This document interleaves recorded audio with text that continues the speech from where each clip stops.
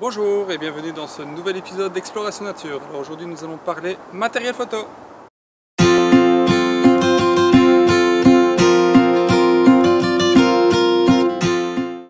Alors comme dit dans l'intro, aujourd'hui nous allons parler matériel photo. Alors je vais vous expliquer quel type de matériel photo utiliser pour débuter dans la photo animalière, le type de réflexe qu'on peut utiliser, le type d'objectif et le type de trépied. Et quelques petites astuces si j'en retrouve pour vous bien débuter. Alors oui, le choix d'appareil photo est important en photo animalière. Pourquoi? Parce que c'est quand même lui qui va vous permettre de capturer les meilleurs moments, qui va vous permettre aussi de faire les plus belles photos pour vous. Donc voilà, le choix va être quand même assez compliqué. Le budget peut aussi être influencé par rapport au choix. Donc voilà, moi niveau appareil photo actuellement, personnellement, j'ai un Canon 5D Mark III. C'est avec celui-là que je travaille, c'est avec celui-là que je fais mes photos. Avant ça j'avais un 6D et avant ça j'avais un 1100D. Donc j'ai un peu sauté je veux dire, les milieux de gamme.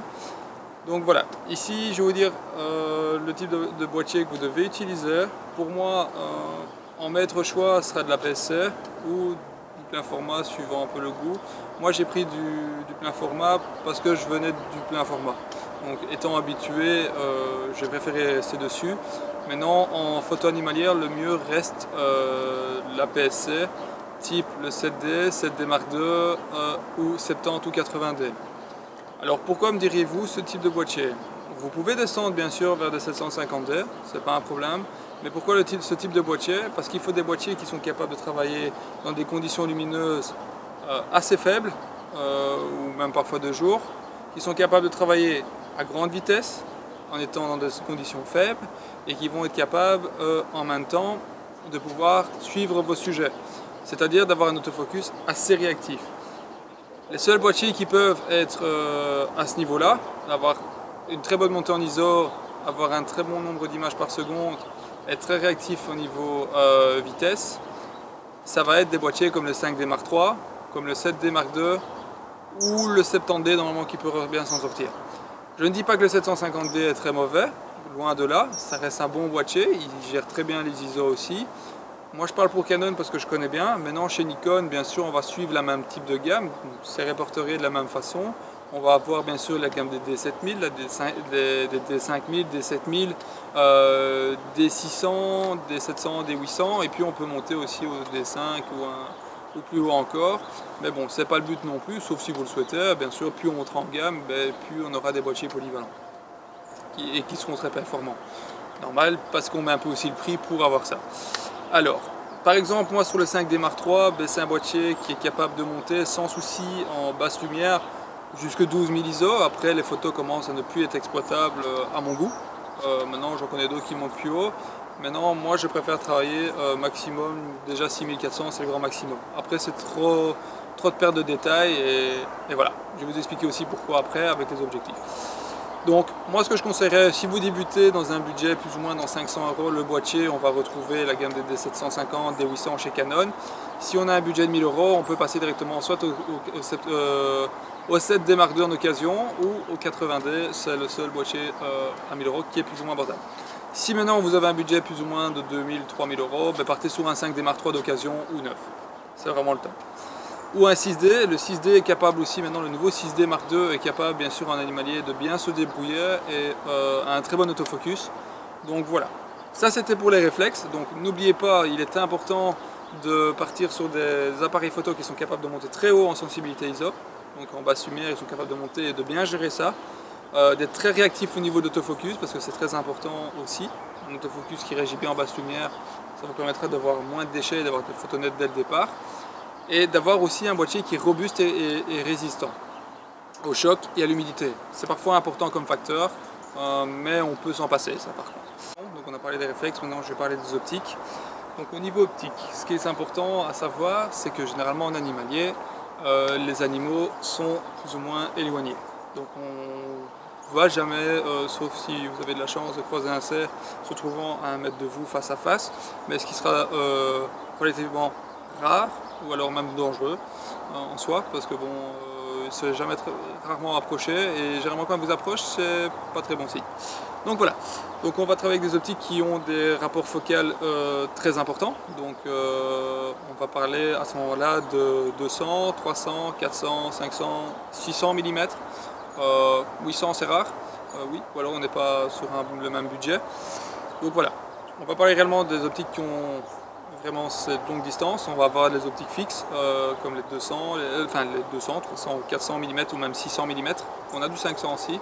Ou alors on va avoir des optiques qui sont à budget plus onéreuses, et je pense que ce qui est le mieux pour vous, du moins, on va avoir des optiques type 70-200, 70-300, 75-300, 100-400, et on peut avoir chez Sigma un 150-600, même chez Tamron aussi, mais le Sigma est meilleur, pour l'avoir testé. On va avoir le 150-600. Donc pourquoi ce genre d'objectif? Parce que vraiment on va chercher des sujets qui sont loin. Je donne un exemple, je suis parti ce week-end en Ardennes, j'ai été faire des photos du cerf, j'en ai pris un à plus de 150 mètres. C'était pas évident parce que déjà même pour le voir, à part les jumelles, je ne le voyais pas. Et puis en zoomant, ben là on s'en rend compte qu'on l'a. En faisant un petit crop, il y a moyen de la voir plus facilement, mais voilà, pour vous dire que c'est vraiment indispensable d'avoir de longues focales. Au niveau budget, ben bien sûr, moi ce que je vais conseiller un peu plus, c'est le 150-600 de chez Sigma ou Tamron. Pourquoi? Parce qu'on est dans des gammes de prix un petit peu en dessous des 1000 € ou au-dessus des 1000 €, 1500 € avec la version tropicalisée. C'est la seule différence qu'on aura entre les deux, c'est la tropicalisation et la construction métallique. Moi j'utilise le 150-600, le seul défaut que je peux dire à cet objectif c'est qu'il est peu lumineux. À 150 mm je vois 5,6, à 600 mm je vois 6,3. Ce qui veut dire que c'est peu lumineux comparé à un 200-400 f4 ou un 600 f4 qui lui sera un peu plus lumineux et permettra voilà, d'avoir un meilleur piqué. Mais on parle d'optique à 10-12 000 €. Là je parle d'une optique à 1000 €, c'est quand même une différence de prix. Moi j'ai tendance à dire ce genre d'optique, maintenant à 70-300 on peut faire l'affaire pour débuter, je dis bien débuter et faire ses premières photos en nature. Il faudra vite par contre penser à investir dans du matériel à longue focale ou focale fixe. Focale fixe, l'avantage c'est qu'elles seront lumineuses et on prend un très bon piqué, une très bonne netteté au niveau de vos photos. Bien sûr il faut le boîtier qui va suivre derrière, toujours avec le réflexe, c'est toujours un bon couple ensemble. Maintenant ce genre d'objectif fait très bien l'affaire. Pourquoi il est très bon aussi? Parce qu'il a une stabilisation dessus. La stabilisation permet de gagner jusqu'à 4 IL, c'est quand même 3 IL pardon, je pense, si je ne dis pas de bêtises, 4 ou 3 IL, je mettrai la corrective dans la vidéo, c'est pas de souci. Moi en tout cas j'ai réussi à faire des photos à main levée à 1/30 de seconde à 600 mm d'animaux fixes bien sûr, qui ne bougeaient pas, mais quand même, à 1/30 de seconde à 600 mm à main levée, c'est quand même moins bon pour ce genre d'optique. Donc on a comment dire, une bonne stabilisation, il peut faire la mise au point minimum 2,80 m, donc on peut faire de la petite proxy avec quand même. On a un bon autofocus dessus, assez réactif pour un Sigma, c'est rare. On a une bonne construction, on a quand même un bon collier trépied bien métallique dessus, monté sur roulement. Donc ça c'est un peu, je veux dire, le maître achat en animalier si vous débutez et que vous pouvez investir réellement dans le budget. Maintenant, comme je dis, je ne peux pas non plus vous obliger à prendre ce genre d'objectif. Donc si votre budget vous limite à un 70-300, restez sur les 70-300 et économisez jusqu'au temps d'avoir l'argent pour passer ce genre d'objectif. Maintenant, bien sûr, le rêve de tous les photographes réellement animaliers, c'est de pouvoir se payer un 200-400 f4 ou même de monter sur un 400 mm f2.8 avec un doubleur. Là, on aura vraiment du tonnerre, mais on est sur des budgets trop excessifs. Donc ça, c'était un peu pour les optiques type zoom. L'animalier ne s'arrête pas non plus à ça, ou la photo nature, on peut aussi penser à la macrophotographie. La macrophotographie, réellement, c'est tout ce qui est photo insectes, de fleurs ou de choses qui sont petites en soi, qu'on ne peut pas percevoir facilement à l'œil nu ou que les optiques comme ceci ne peuvent pas prendre en photo, type libellule et tout ça. Là, on va travailler avec des objectifs type macro. Excusez-moi un petit instant, c'est ce genre d'objectif, donc focale fixe généralement. Donc on va ici par exemple avoir le 100 mm fixe de chez Canon. On va avoir le 60 mm et on peut même avoir du 180. Ça c'est pour chez Canon, je parle bien sûr pour Canon parce que je suis utilisateur Canon. Chez Nikon, il faut un peu se renseigner, il y a l'équivalent sans souci dans les mêmes gammes de prix. Le 60 mm va être utilisé principalement sur des capteurs type APS-C, le 100 mm et 180 sur des capteurs type plein format. Pourquoi? Parce qu'il y a le crop factor, un crop factor de 1.6 ou 1.5 suivant le type de marque que vous avez. Si on prend un 60 mm et qu'on fait un 1.6, on arrive plus ou moins à un 100 mm, on arrive plus ou moins à 80 mm, qui est déjà un bon rapport de grossissement.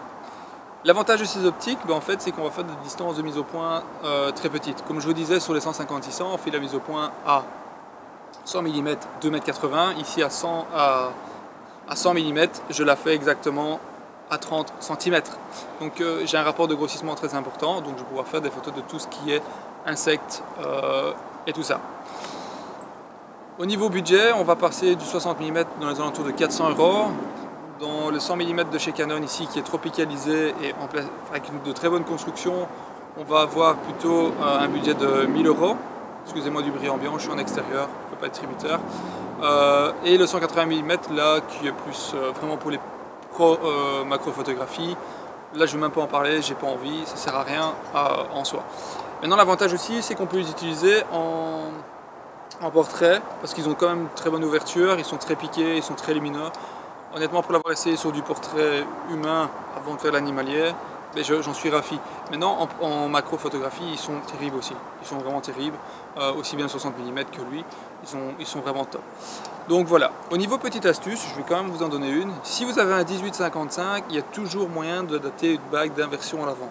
Donc on vient adapter la bague qui était là devant, en système pas de vis comme un filtre, ici devant, une bague qui va permettre de monter l'objectif à l'envers. Ça va donner un système d'un peu de macro-photographie pour un budget de 15 € juste pour la bague et un objectif d'une plus ou moins 60 €. Seul inconvénient, c'est qu'on n'a pas d'autofocus, on n'a pas de réglage de diaphragme, donc peu lumineux, mais ça permet de bien débuter. Je vous mettrai une ou deux photos prises avec ça. Ça en vaut quand même le détour. J'ai fait ça sur un 1300D, un 6D et un 5D Mark III.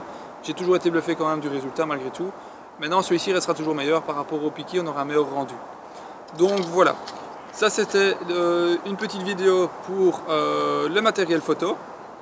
Donc ici, si maintenant vous avez des questions par rapport à des appareils photo, des objectifs ou autres, il ne faut pas hésiter.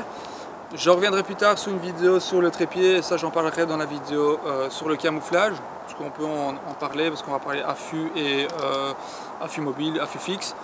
Donc j'en parlerai avec le trépied, ça rentrera bien dans le critère. Donc comme je disais, si vous avez des questions sur les appareils photo, sur les objectifs ou des remarques à me faire par rapport à ça, n'hésitez pas à laisser ça en commentaire ou de me contacter directement via la page Facebook que je mettrai en description sur la vidéo. N'hésitez pas à laisser aussi un petit pouce bleu d'encouragement, comme je débute et ça me permettra de faire d'autres vidéos. On se retrouve prochainement dans la vidéo sur le camouflage, enfin la tenue de camouflage et sur le trépied dans une prochaine vidéo. Et on se verra bientôt aussi normalement sur une vidéo en pleine nature, mais ça ce sera pour dans 2 ou 3 vidéos. J'ai d'autres thèmes d'abord à aborder avec vous. Le matériel d'abord, et puis les sorties photos, c'est toujours le plus important parce que sans le matériel, on ne peut pas faire de photos. Donc n'hésitez pas à me suivre sur YouTube, et à la prochaine!